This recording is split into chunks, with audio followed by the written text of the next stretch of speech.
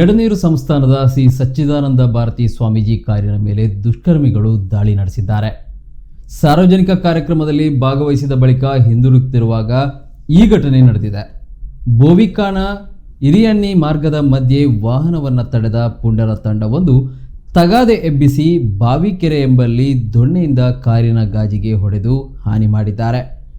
ಈ ಸಂದರ್ಭ ಸ್ವಾಮೀಜಿಯವರು ಕಾರು ನಿಲ್ಲಿಸದೆ ಶಾಂತರಾಗಿ ಮುಂದುವರೆದಿದ್ದು, ಕಾಸರಗೋಡು ಪೊಲೀಸರು ಘಟನೆ ಮಾಹಿತಿ ಪಡೆದು ಪ್ರಕರಣ ದಾಖಲು ಮಾಡಿದ್ದಾರೆ.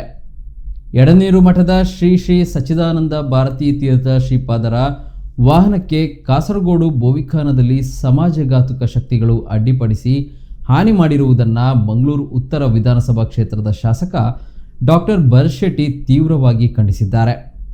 ಕೇರಳದಲ್ಲಿ ಕಾನೂನು ಸುವ್ಯವಸ್ಥೆ ಪುಂಡರು ಹಿಂದೂ ವಿರೋಧಿ ಶಕ್ತಿಗಳು ಸವಾಲು ಹಾಕುವಂತಹ ಪರಿಸ್ಥಿತಿ ನಿರ್ಮಾಣವಾಗಿರುವುದು ಅಲ್ಲಿನ ಸರ್ಕಾರದ ವೈಫಲ್ಯವನ್ನು ಎತ್ತಿ ತೋರಿಸುತ್ತಿದೆ.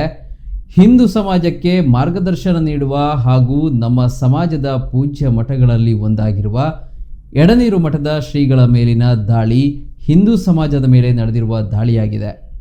ಸರ್ಕಾರ ತಕ್ಷಣ ಸಮಾಜಘಾತುಕ ಶಕ್ತಿಗಳನ್ನು ಹೆಡೆಮುರಿ ಕಟ್ಟಲು ಜಾಮೀನು ರಹಿತ ಸೆಕ್ಷನ್ ಅಡಿ ಕೇಸು ದಾಖಲಿಸಬೇಕು ಎಂದು ಮುಖ್ಯಮಂತ್ರಿ ಪಿನರಾಯಿ ವಿಜಯನ್ ಅವರನ್ನು ಒತ್ತಾಯಿಸಿದ್ದಾರೆ. ಇನ್ನು ಜಗದ್ಗುರು ಎಡನೀರು ಮಠಾಧೀಶರಾದ ಶ್ರೀ ಸಚ್ಚಿದಾನಂದ ಭಾರತಿ ಶ್ರೀಪಾದಂಗಳವರು ಸಂಚರಿಸುತ್ತಿದ್ದ ವಾಹನಕ್ಕೆ ಕಿಡಿಗೇಡಿಗಳು ತಡೆಯೊಡ್ಡಿ ಕೃತ್ಯ ಎಸಗಿದ ಘಟನೆಯನ್ನು ವಿಶ್ವ ಹಿಂದೂ ಪರಿಷತ್ ಬಲವಾಗಿ ಖಂಡಿಸಿದೆ. ಪೂಜ್ಯ ಸಾಧು ಸಂತರನ್ನು ಗುರಿಯಾಗಿಸಿಕೊಂಡು ನಡೆಯುತ್ತಿರುವ ಈ ಘಟನೆಯನ್ನು ಗಂಭೀರವಾಗಿ ಪರಿಗಣಿಸಿ ದುಷ್ಕರ್ಮಿಗಳ ವಿರುದ್ಧ ಕಾನೂನು ಕ್ರಮ ಕೈಗೊಳ್ಳುವಂತೆ ಮತ್ತು ಜೊತೆಗೆ ಸ್ವಾಮೀಜಿಗೆ ಗರಿಷ್ಠ ಭದ್ರತೆ ಒದಗಿಸಬೇಕೆಂದು ವಿಶ್ವ ಹಿಂದೂ ಪರಿಷತ್ ಪ್ರಾಂತ ಸಹ ಕಾರ್ಯದರ್ಶಿ ಶರಣ್ ಪಂಪೆಲ್ ಕೇರಳ ಸರ್ಕಾರಕ್ಕೆ ಆಗ್ರಹಿಸಿದ್ದಾರೆ.